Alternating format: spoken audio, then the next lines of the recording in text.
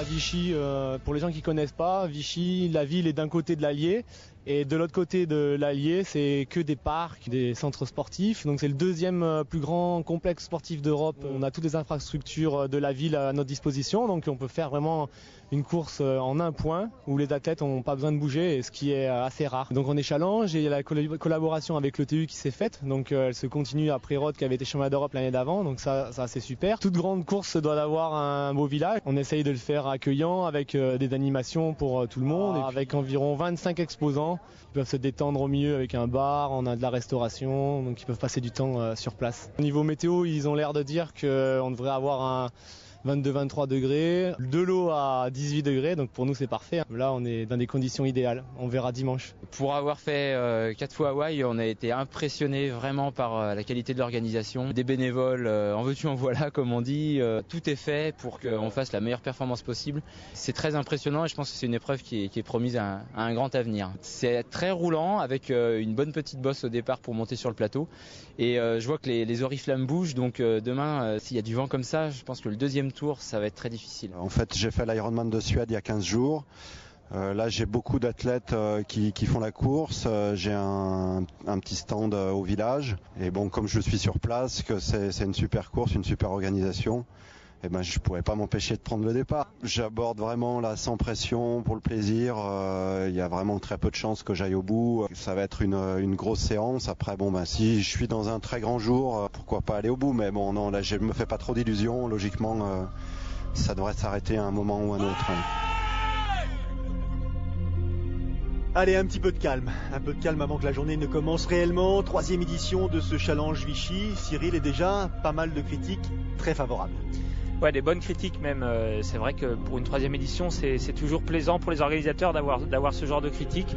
Et c'est très bien pour Gaël, puisque il s'est lancé dans l'événementiel il y a 3 ans et ça marche.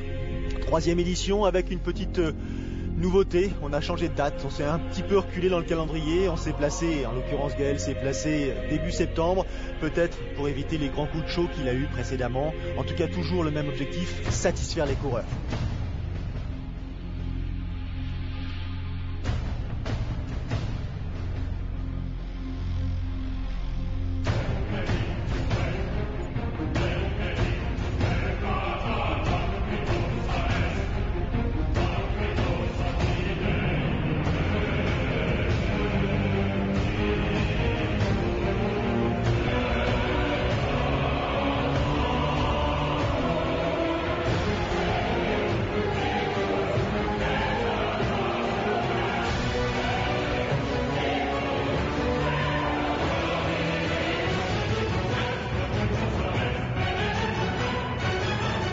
Je m'appelle Diane Reisler. Je suis allemande. Maintenant, depuis plusieurs années, je suis dans l'équipe TBB et mon meilleur temps était de 8h53 minutes. Et je ne pense pas aujourd'hui pouvoir battre ce record, mais j'espère fortement pouvoir être sur le podium. Eh bien, j'ai décidé de venir à Vichy parce que je pensais que c'était une épreuve idéale pour moi. Eh bien, pour la partie natation, le parcours n'est pas très rapide. Pour la partie vélo, le terrain, bien que relativement facile d'accès, étant assez caillouteux, c'est vrai que là, je pense que ça va peut-être me ralentir, mais j'espère pouvoir rattraper 8 minutes sur la partie vélo. Quant à la partie course à pied, marathon, c'est sur du gravier, donc c'est un revêtement qui est un petit peu moins douloureux que sur du goudron même. Elle fait figure d'archi-favorite. Diane Reisler, l'allemande, jusqu'à présent n'a pas de victoire à son actif sur cette full distance, sur cette distance Ironman.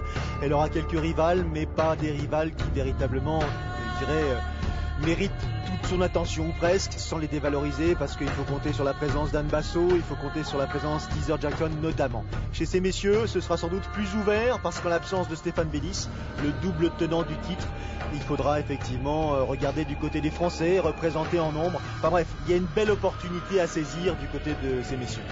Ouais, belle opportunité. C'est vrai que Reisler, Diana, elle fait office de favorite, même si on la connaît pas encore très bien sur longue distance. Maintenant, elle fait partie du team TBB, donc faut être vigilant parce qu'on a souvent l'habitude de voir un des athlètes du groupe sortir du lot. Allez, le départ de l'épreuve, le départ d'une des épreuves, parce qu'en fait il y a le challenge bien sûr sur la full distance, distance dite Ironman, et le half Ironman dont le départ sera donné un tout petit peu plus tard. On s'attarde tout d'abord sur ce troisième challenge Vichy, distance Ironman complète cette fois-ci. Encore une fois la différence de l'année dernière, il n'y avait pas eu d'Ironman mais un half pour l'ensemble des compétiteurs à cause des températures trop élevées. 660 concurrents au départ et des conditions de course, Cyril, plutôt agréables. Ouais, plutôt agréable, bonne température, hein. Gaël le disait en préambule comme quoi la température aux alentours de 22-23 degrés, donc c'est vraiment des bonnes conditions et surtout des très très bonnes conditions pour nager très vite puisque on le voit, hein, pas de vagues, un léger courant, donc on devrait avoir des temps de natation proches des 46-47 minutes. Alors 7h du matin, départ du full distance, support du championnat d'Europe de la même catégorie, et ça c'est à souligner parce que c'est plutôt une bonne nouvelle pour les organisateurs, c'est toujours un plus. Et une heure après, donc 8h, départ du half Ironman, half challenge. Retour sur la tête de course de l'Ironman qui va principalement et je dirais presque exclusivement nous intéresser. Dossard 3 avec un rythme de nage soutenu à tel point qu'il a fait l'écart de manière très rapide. Un Français qu'on connaît pas très bien, Denis Chevreau, inscrit au club de Versailles-Trie, qui est triathlète depuis maintenant 3 saisons, a marqué un tout petit temps d'arrêt les 3 derniers mois pour passer des examens, des oraux et écrire sa thèse, et qui se remet un dossard sur le dos et ça lui va bien. Ouais, ça lui va bien, je pense qu'il a dû faire quand même quelques années de natation, hein, à le voir nager, et puis on le voit, hein, je pense comme ancien nageur, il profite de cette ligne d'eau, donc il colle à la ligne d'eau justement pour casser les vagues et puis gagner un maximum de temps. Des appuis qui sont assez spectaculaires parce qu'il a tendance à sortir quasiment la tête de l'eau tous les 3 temps. Pour l'instant, c'est assez efficace. Première transition, parce qu'il y a 2 boucles à effectuer concernant cette natation. Et Denis Chevreau a fait l'écart. Alors tout le monde et tous les spectateurs autour s'attendent à ce qu'il y ait un deuxième départ, celui-ci plongé. Pas de risque, pas de prise de risque de la part de Denis Chevreau. Il a vu qu'il avait un tout petit peu d'avance, c'est pas la peine de perdre ses lunettes. Ouais, pas la peine de perdre ses lunettes. Par contre, il aurait pu gagner un petit peu de temps en plongeant. Voilà, il a préféré assurer, on va dire, sa deuxième mise à l'eau. Alors, les compétiteurs, on va en parler, tandis que la première de ces dames sort de l'eau, l'américaine Heather Jackson. On a l'habitude de la voir sur des distances un peu plus courtes. Bonne nageuse, très bonne nageuse, encore une fois. Il suffit de lever la tête. Derrière, il y a Anne Basso et Diane Rissler qui sont effectivement à quelques minutes déjà. Donc, je vais parler de ces messieurs. On a vu donc la présence de Denis Chevreau, on a vu Christophe Basti qui est là aussi en tant qu'athlète expérimenté. Trevor Delso, le jeune français, lui aussi récemment intégré au sein du Team TBD est là. Et puis des Russes, des Croates, des athlètes qu'on ne connaît pas forcément, mais qui ont profité de cette occasion pour essayer de monter sur ce podium international. Ouais, et puis ça reste quand même un label assez intéressant pour ces jeunes athlètes qui se lancent sur le longue distance. On est quand même sur une épreuve du challenge, et il faut savoir que challenge compte parmi elles des grandes épreuves, notamment Roth. Anne Basso, dossard 27. Elle est en train de terminer, je dirais, sa saison française. Elle qui a commencé par venir à Dijon, s'imposer à Dijon. Elle est allée chez vous, à l'Alpe d'Huez, où elle a pris une 3e place. Elle a poursuivi avec Embrun, effectivement, où ça s'est bien passé, même si elle a découvert le très long et le très difficile. Et puis ensuite, on l'a retrouvée à Gérardmer. Donc là, dernier rendez-vous. Ouais, dernier rendez-vous. Avant-dernier en l'occurrence. Avant-dernier rendez-vous.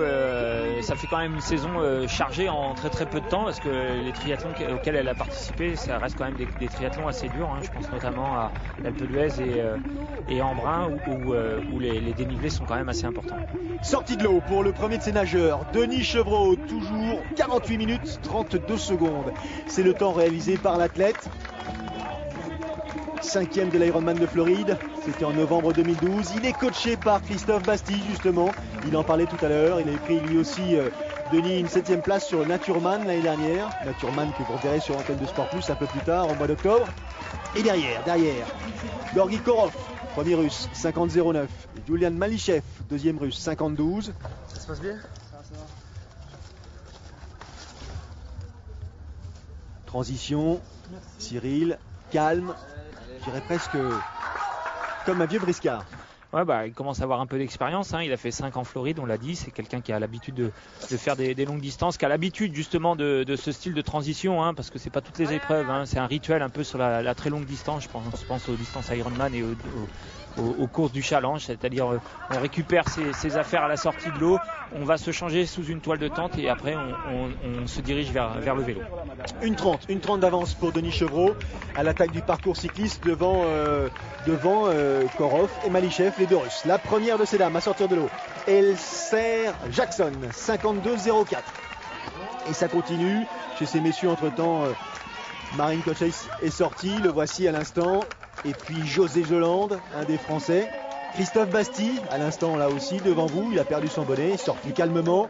Il faut dire qu'il a 15 jours auparavant couru l'Ironman, non pas Zurich, de Stockholm. Pardon, Stockholm. Où il a fait une 5e place. Trevor Delso, il est sorti juste devant Christophe Bastille, pas très loin. Ils ont cela, allez, on va dire 3:30, 4 minutes de retard sur les leaders.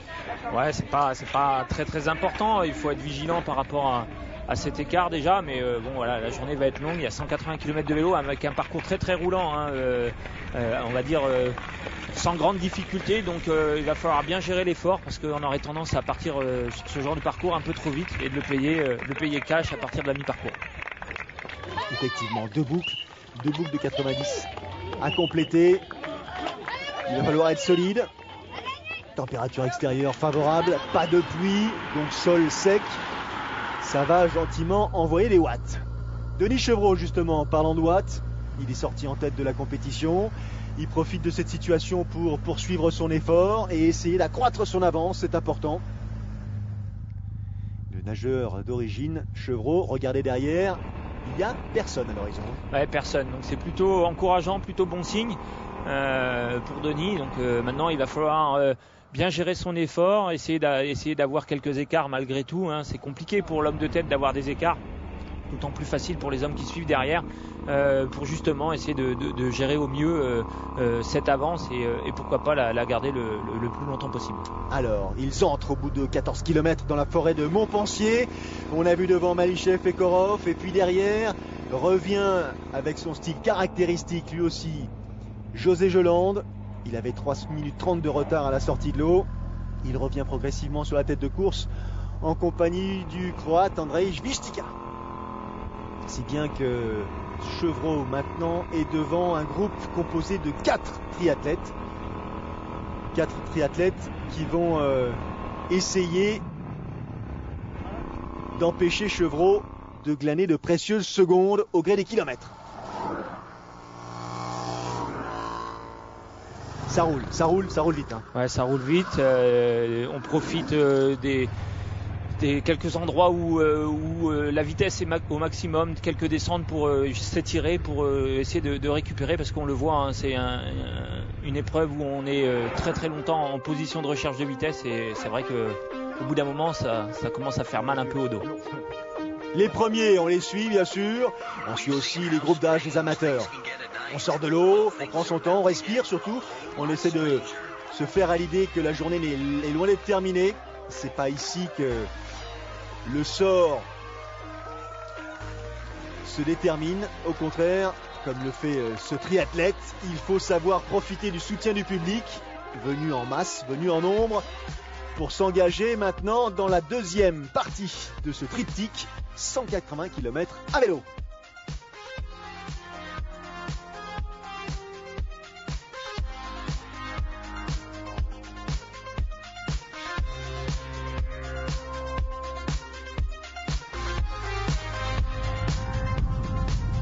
Allez, on arrive à hauteur du kilomètre 30, Bussière-Éperin, et pour l'instant, Denis Chevreau, en traversant le village, compte 3 minutes 40 d'avance sur ses poursuivants, toujours les 4 mêmes individus, c'est-à-dire le Croate Vištika, les 2 Russes, Malichev et Korov, ainsi que José Jolande, mais attention, il y a un trublion qui a fait son apparition tout en blanc, là ou presque, avec le haut blanc, vous le connaissez, Christophe Basti.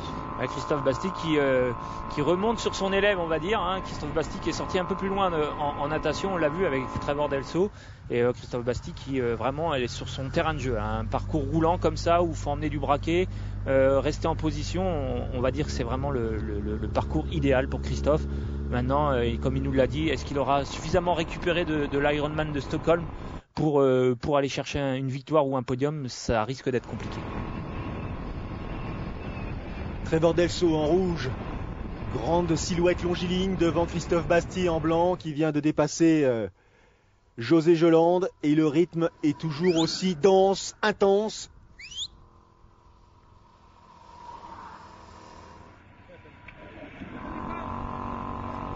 Au gré des ravitaillements, on essaye de relancer le plus vite possible. Petit souci en tête de la compétition puisque à hauteur de Pagnan, kilomètre 50, crevaison pour Denis Chevreau, la première, parce qu'il y en aura deux. Et la première lui coûte cher, il repart certes, mais du coup il passe de la première à la 6e position, si bien que là, désormais c'est le groupe de tête qui anime cette compétition et que l'on suit. Un fait de course, ça arrive. Ouais, c'est vraiment dur, hein, parce que quand vous êtes en tête, que vous avez un peu plus de 3 minutes d'avance, et puis que comme ça sur une crevaison vous vous retrouvez 6e, ouais, c'est vraiment dur, et il faut vraiment être fort mentalement pour pouvoir bien repartir dans la course. Trevor Delso, ce Français qu'on avait tous plus ou moins découvert à Hawaï, c'était en 2010, il avait fait une performance absolument éblouissante, premier amateur, 22e au classement général. Il a intégré le Team TBB cette année pour progresser. Et plutôt des performances sympas cette saison, 5e en Afrique du Sud, 6e sur l'Ironman du Mexique, c'était l'année dernière, et cette année 2e sur ce même Ironman du Mexique. Les bénévoles dont les athlètes parlaient, les bénévoles qui permettent à ces courses d'exister et à ces compétiteurs surtout de se sentir en confiance.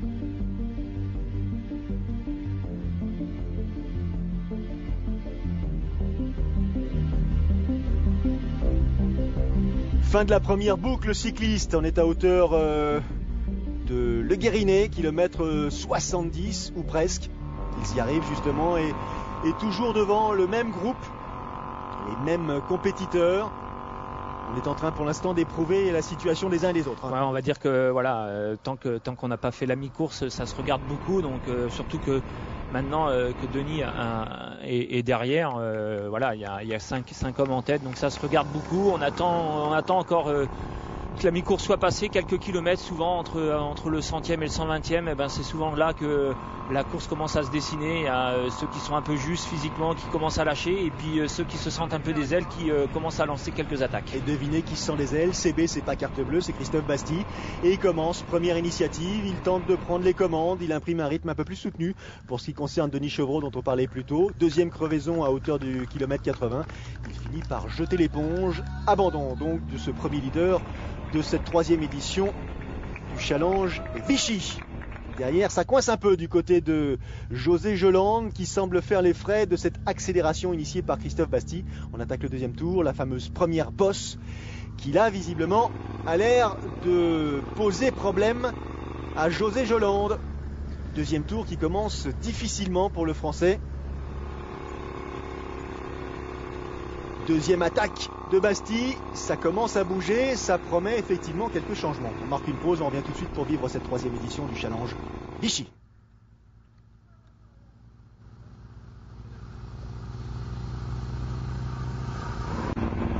De retour dans l'Allier et à hauteur de la forêt de Montpensier, deuxième passage là, Cyril, une course qui a évolué, Denis Chevreau a abandonné et Christophe Basti commence à faire mal à tout le monde.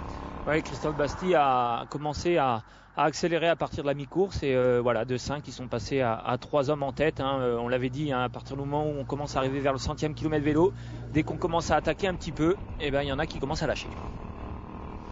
Donc on a fait une bonne partie ensemble, on est revenu sur Trevor Delso, José Jolande. On s'est retrouvé groupé, je crois, vers le 50e, 60e kilomètre. Et puis après ça s'est décanté un petit peu sur le début de la deuxième boucle, après la bosse. J'ai accéléré un petit peu avant la bosse. et au sommet de la bosse pour essayer de faire un petit peu craquer les gars derrière. Et bon, ça a marché, puis je me suis retrouvé en tête à partir du 100e kilomètre, je crois. Facile, la stratégie impeccable, appliquée à merveille. Ouais, on a toujours des stratégies qu'on essaye de mettre en place. Quand ça marche, forcément, c'est la bonne pioche et puis c'est le bon choix et ça nous renforce mentalement dans la course. C'est-à-dire que voilà, on avait décidé de durcir la course à tel moment et puis ça marche, donc on se sent fort.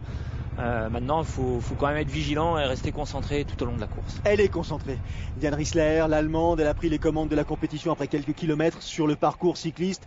Et depuis, personne, en l'occurrence, n'est venu l'inquiéter. Au contraire, elle fait sa course, certes seule, mais en creusant un écart, je dirais presque irrattrapable, tellement elle paraît supérieure à ses concurrentes immédiates que sont Esther Jackson, Anne Basso ou encore Gabriela Zelinka qui est sortie de l'eau en 4e position. Christophe Basti leader, mais un nouveau fait de course qui va survenir et modifier justement ce classement.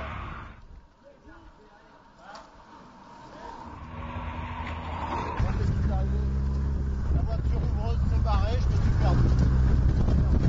Je vais tourner à droite, je tournais avec une moto qui a tourné à droite, je l'ai suivi. Je me suis retrouvé dans la fête du village. Je gardais des forces pour vraiment accélérer sur le vent de face. Je pensais que c'était là qu'on ferait le maximum d'écart. Et puis bon, malheureusement il y a eu une petite erreur de parcours comme il peut en arriver parfois. Bon, les aléas de la course ont fait qu'à ce moment là, bon voilà, il y a eu un petit malentendu sur un carrefour. Il est indulgent, Christophe Basti, parce que là c'est une erreur d'aiguillage, ça lui coûte cher quand même, il fait 5 km de plus que les autres. Ouais, il est indulgent parce que il est à la fois coureur, il est à la fois entraîneur, mais il est aussi organisateur et il sait que des erreurs peuvent arriver. De toute façon, dans le règlement, c'est bien marqué que les athlètes doivent connaître le parcours. Et Christophe a été mal aiguillé. Alors on l'a bien compris, c'est pas forcément de sa faute. Il a suivi une moto qui s'est trompée.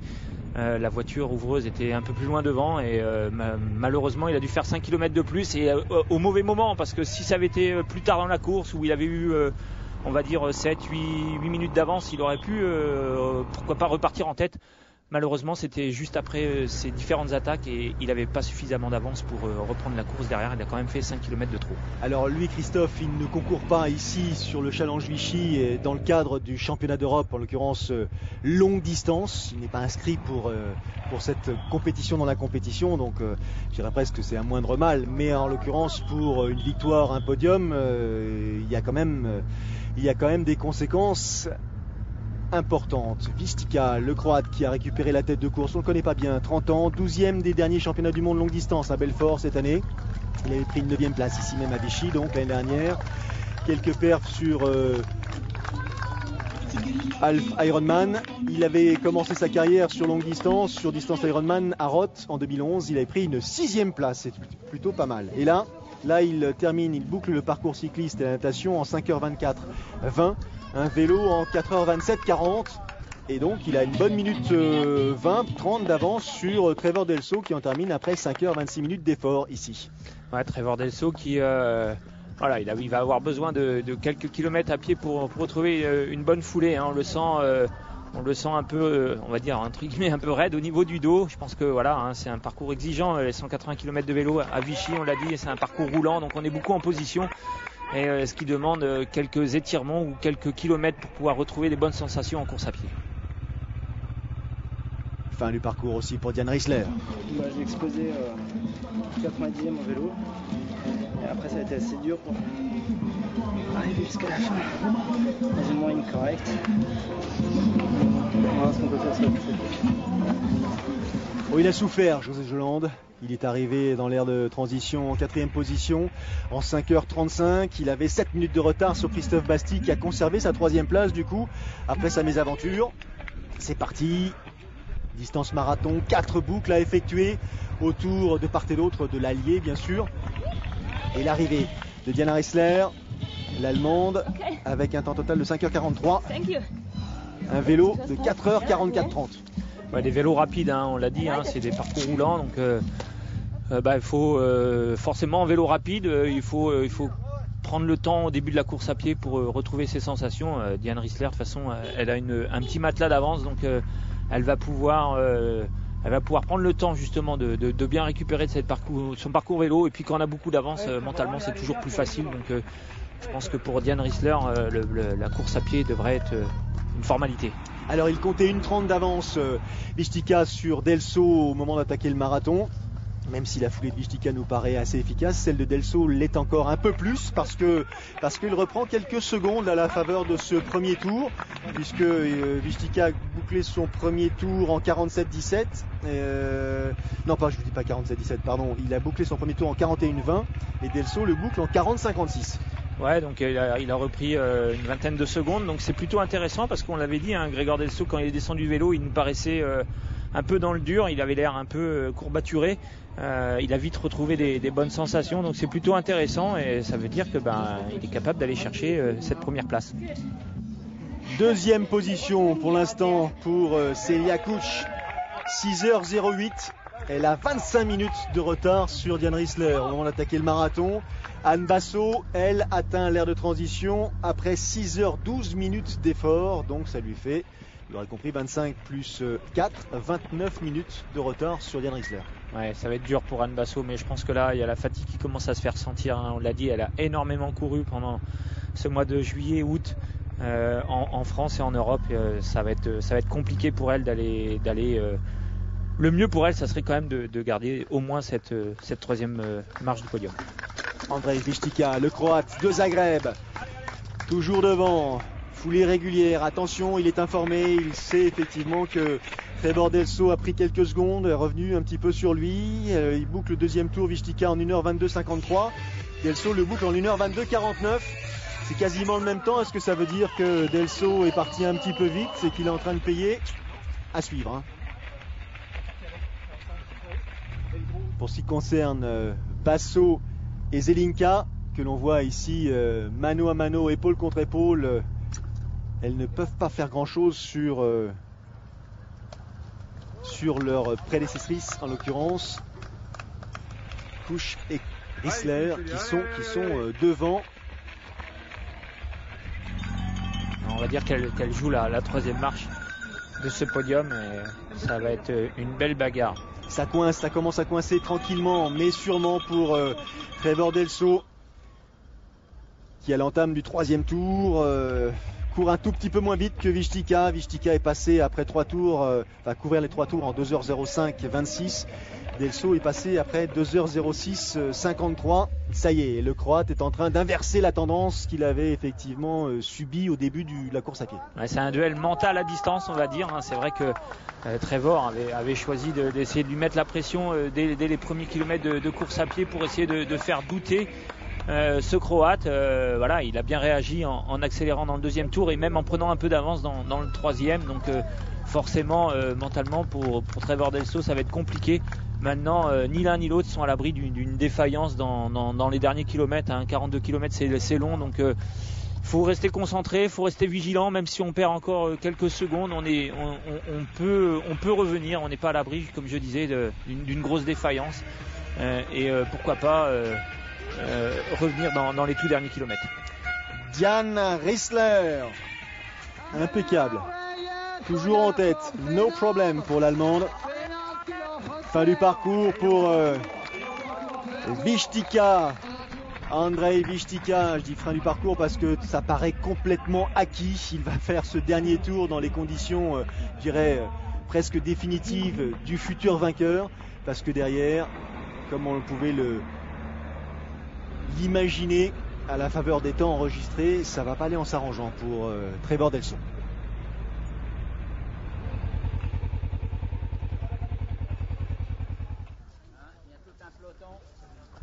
Fin du parcours pédestre.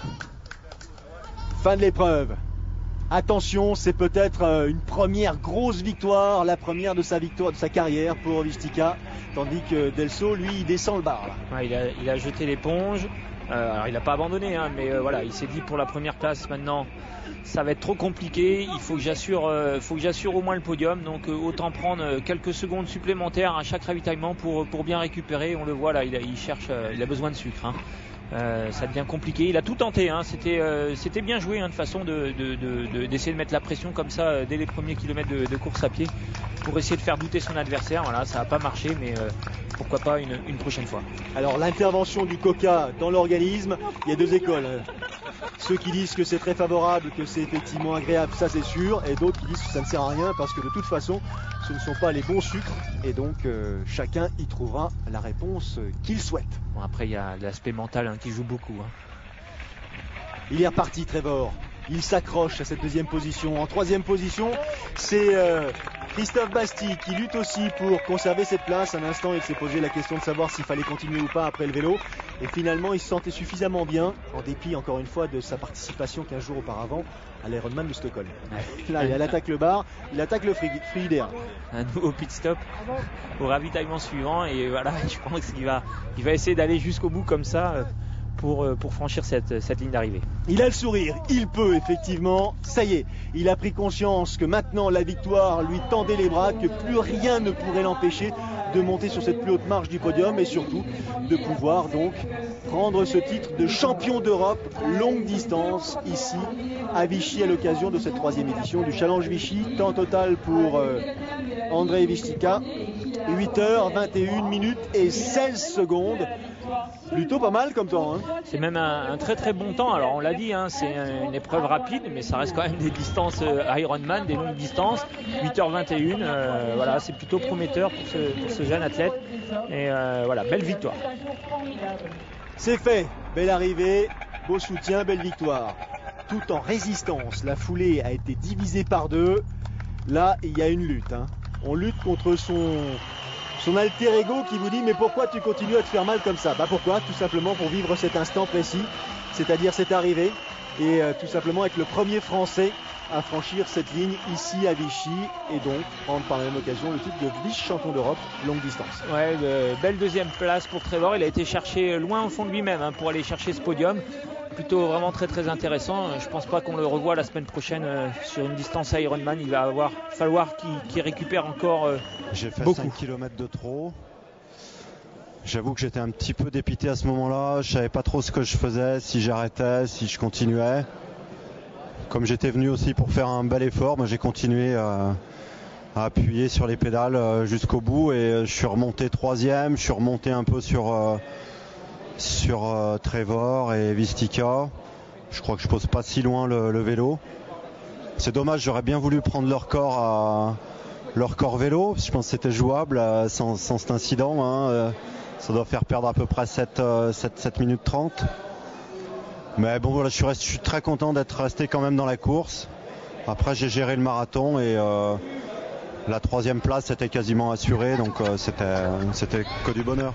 Alors c'est vrai qu'il prend la troisième place de la compétition, Christophe Bastille, mais sur le podium européen en l'occurrence, pour ce podium qui décerne les médailles d'argent, enfin de bronze, d'argent et d'or. Eh bien c'est José Joland qui lui aura la médaille de bronze autour du cou. L'arrivée de Diane Reisler, irrésistible. 8h59-48. Les épreuves se sont très bien déroulées pour la natation et le vélo.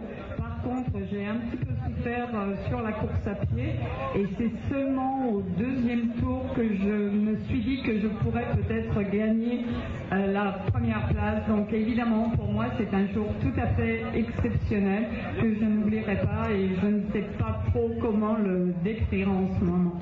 Et je voudrais aussi remercier l'organisation, le public, les bénévoles pour le travail fantastique qu'ils ont fait et pour l'ambiance générale. Vous l'aurez compris, c'est effectivement la traduction simultanée des propos tenus par Diane Reisler au moment de franchir, ou du moins après avoir franchi cette ligne d'arrivée ici à Vichy. C'est vraiment très très pro, tous les détails sont soignés. Je pense qu'il y a vraiment rien à redire sur cette organisation, que ce soit les ravitaillements, les parcours, le parc à vélo, enfin tout, la pasta party, tout est vraiment bien au point. Bon après c'est que la troisième édition, les deux premières ont été difficiles avec les conditions météo. Je pense qu'il est pas loin de la perfection et puis surtout c'est la seule course en France sur ce format-là, sur un parcours roulant rapide. Bon, moi c'est vrai que je grimpe pas du tout et je suis vraiment content de pouvoir m'exprimer en France sur une épreuve comme celle-là. En plus cette année on avait de la chance, c'était pas 7 mètres mais 12 mètres pour le drafting. Parce qu'en France avec 7 mètres je trouve que c'est quand même un peu limite. On a fait les études, c'est plus de 30 watts de gagné quand on respecte cette distance-là. Donc ça fausse vraiment les courses. 12 mètres, parcours rapide, du vent. Génial. C'est un petit peu technique, un tout petit peu trop technique sans doute, mais bon, Christophe Bastille en connaît un rayon, comme on dit, sur la discipline enchaînée, donc il essaie de nous en faire part et il a raison. Mais pour ce qui concerne le type de parcours, il est sûr et certain qu'ici à Vichy, on n'est pas tout à fait dans le même cadre qu'à l'Alpe d'Huez, Gérardmer ou Embrun. Non, on est un peu à l'image de ce qui se fait beaucoup sur les épreuves de challenge. Je pense que Roth est aussi une épreuve très très rapide ou très très roulante ou sur ces très longues distances, avec un minimum d'entraînement. Alors moins que si on fait des épreuves comme Embrun ou l'Alpe d'Huez, où là c'est un entraînement plus spécifique montagne. Mais on peut aller au bout d'une très longue distance et c'est vrai que c'est un peu à l'image de ce qui se fait sur les épreuves de challenge. La deuxième place chez les dames a été prise par Celia Kusch, l'allemande. Troisième place par Gabriela Zelinka.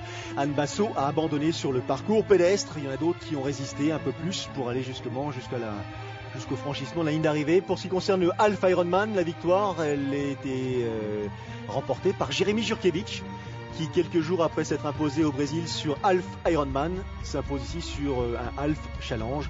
Plutôt pas mal, on lui souhaite effectivement le meilleur pour les prochains mois à venir. Prochain rendez-vous sur l'antenne de Sport Plus pour ce qui concerne le triathlon. Vous aurez bien sûr rapidement la dernière étape du Grand Prix FF3 lundi 30 septembre pour savoir qui chez ces messieurs ou chez ces dames emportera le titre de champion de France. Et puis à suivre l'épreuve de Gérardmer, longue distance, mercredi prochain.